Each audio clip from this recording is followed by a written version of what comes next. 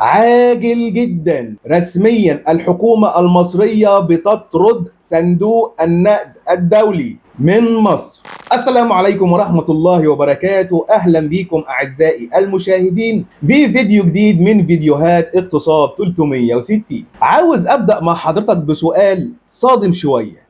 هل تتخيل أن مصر ممكن تستغنى تماما عن صندوق النقد الدولي؟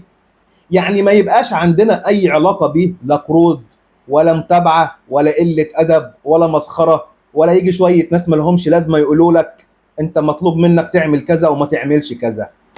هل ده واقعي ولا مجرد حلم؟ النهارده بقى مش كلام كده على السوشيال ميديا ولا تحليلات اقتصاديه ولا تحليلات صحفيين، لا ده الموضوع طلع رسمي وبشكل مباشر عن طريق لسان رئيس الوزراء المصري دكتور مصطفى مدبولي، اللي اعلن بشكل واضح وصريح القرض الحالي من الصندوق النكد الدولي هو آخر قرض لمصر. يا ترى إيه الكلام ده وإيه معناه؟ هل مصر فعلا وصلت لمرحلة الاكتفاء الذاتي وقدرت تعمل بدائل تخليها واقفة على رجليها من غير الصندوق؟ ولا دي كده مجرد تصريحات لتهدئة الرأي العام؟ انت عندك الرأي العام المصري ضد فكرة صندوق النقد الدولي. عاوز تعرف ايه اللي حصل؟ هقول لك، بس عشان اقول لك ما تنساش انك تدعمني باللايك سبسكرايب وشير للفيديو، لان طبعا ده بيدعمنا كتير جدا ان احنا نكمل في محتوى اقوى وحصري. قهوتك بقى الحلوة وحصلني.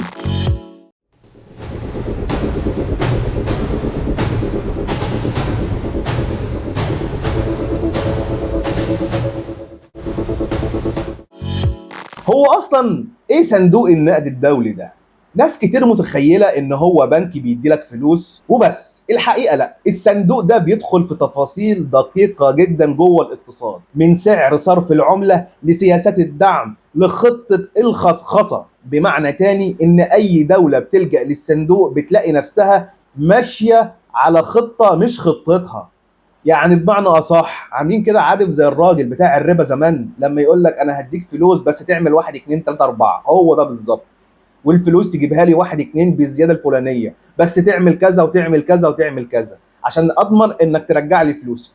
بالظبط هو ده صندوق النقد الدولي. السؤال هنا بقى الكبير، مصر تقدر تقول للصندوق شكرا كده مع السلامه مش محتاجينك وتكمل وحدها؟ خلونا نرجع كده ونتفرج على المؤشرات اللي الحكومه بتتكلم عنها دلوقتي. في تحسن ملحوظ وهم اعلنوا عنه اكتر من مره عن الاحتياطي النقدي. عندك كمان تحويلات المصريين اللي بره بدات تزيد، كمان في استثمارات اجنبيه غير مباشره رجعت تدخل السوق المصري تاني، التضخم عندك بدا ينزل نسبيا. كل ده على الورق شكله مبشر، لكن هنا بقى خلينا في الحقيقه، نقفل صفحه الصندوق دي، خلينا هنا بقى في ارض الواقع. هل كفايه ده يخلينا نقفل صفحه الصندوق النقد الدولي؟ الحقيقه لا، والسبب بسيط جدا، الصندوق مش مجرد فلوس، الصندوق كمان هي شهاده ضمان. يعني المستثمر قبل ما يدخل يحط فلوسه في مصر بيبص هل الصندوق ده راضي ولا لا، ولو الصندوق مش راضي المستثمر طبعا بيخاف يحط فلوسه. وكمان وكالات التصنيف الائتماني بتاخد اشارات من تقرير صندوق النقد الدولي، يعني اي كلمه بيقولها الصندوق بتاثر على صورتنا قدام العالم كله. وبالتالي لو الحكومه قالت لا احنا مش هناخد قرض، هتلاقي نفسها بعد فتره راجعه للصندوق بشكل اخر.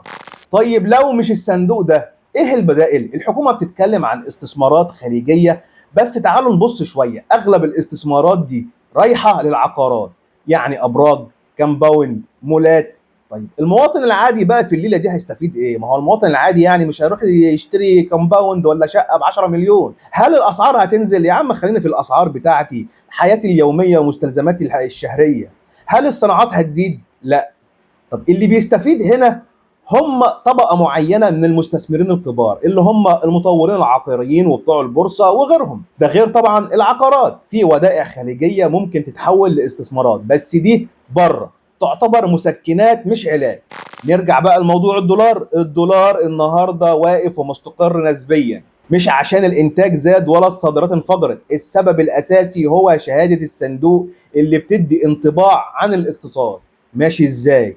لكن لو بكره الصندوق ده قال انا مش راضي، ساعتها الدنيا كلها بتتقلب، التصنيف بينزل، الاستثمارات الساخنه بتطير، الدولار بيهرب، الاسعار بتولع. ما هو ده اللي بيحصل.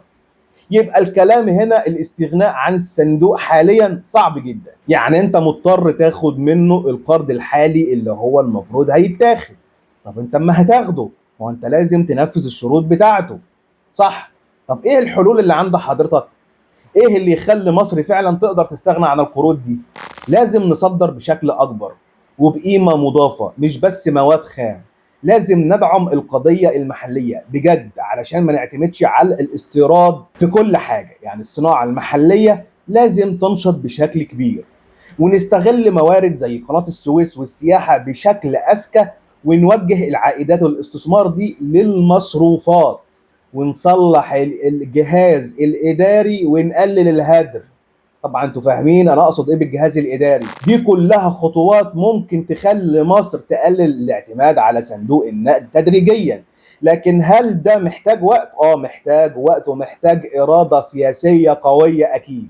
فلو جينا نلخص هنقول ايه؟ هنقول ان اعلان الحكومة عن اخر قرض هو اعلان لحظي اكتر من إن هو واقع. الهدف منه طمأنة الناس وامتصاص الغضب، لكن على ارض الواقع بنسبة كبيرة هنشوف مفاوضات جديدة مع صندوق انتهاء القرض الحالي. الخلاصة يا عزيزي المشاهد، الاقتصاد مش بيتغير بالتصريحات، الاقتصاد بيتغير بالإنتاج وبالصادرات وبالقدرة على جذب الاستثمارات، ولازم تكون استثمارات حقيقية وبإدارة رشيدة للموارد. أنا أكون كده هنا وصلت معاك لنهاية فيديو النهاردة. قول لي رأيك في الكومنت تحت، حضرتك شايف إيه من اللي بيحصل؟ هل شايف تصريحات دكتور مصطفى مدبولي تصريحات أنا آسف يعني عنترية لتهدئة الوضع الاقتصادي الراهن الداخلي في مصر، ولا فعلا هو ده نابع من إرادة سياسية إن هو فعلا هيقدر يستغنى عن صندوق النكد الدولي؟ قول لي رأيك في الكومنت تحت. وبدام وصلت معايا لنهاية الفيديو، مش هوصيك بقى إنك تدعمني باللايك سبسكرايب وشير للفيديو، لأن طبعا بيدعمنا كتير جدا إن احنا نكمل في محتوى أقوى وحصري. سلام.